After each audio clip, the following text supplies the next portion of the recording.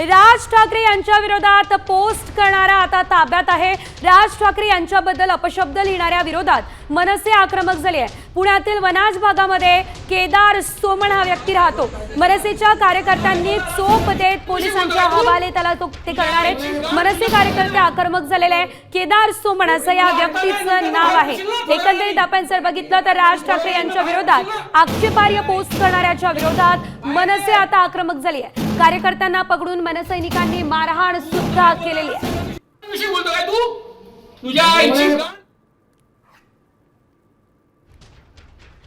एकंदरीत आपण पाहतोय राज ठाकरे यांच्या विरोधात पोस्ट करणारा हा व्यक्ती आता ताब्यात आहे। राज ठाकरे यांच्या विरोधात व्यक्तीने पोस्ट केलेली होती आणि त्यानंतर केदार सोमण विरोधात मनसे आता आक्रमक झालेली आहे।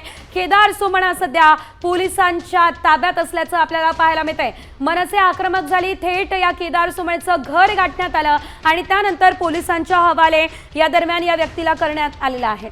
एकंदरीत आपण जर बघितलं तर या दरम्यान आता मनसेची आक्रमक भूमिका आपल्याला पाहायला मिळते। तर या दरम्यान आपण जर पाहिलं तर आता केदार सोमणला जरी पोलिसांच्या ताब्यात दिलं गेलं असलं तरी या आधी चांगलीच हाणामारी आणि त्याला शिवीगाळ सुद्धा करण्यात आलेली आहे। मनसे कार्यकर्ते थेट अपशब्द वापरणाऱ्याला चोप देण्यासाठीच त्याच्या घरी पोहोचलेले होते आणि त्यानंतर त्याला पोलिसांच्या ताब्यात दिले। आता isakal.com आहे देशातील नंबर 1 ची मराठी न्यूज वेबसाईट। प्रत्येक अपडेटसाठी isakal.com ला नक्की भेट द्या।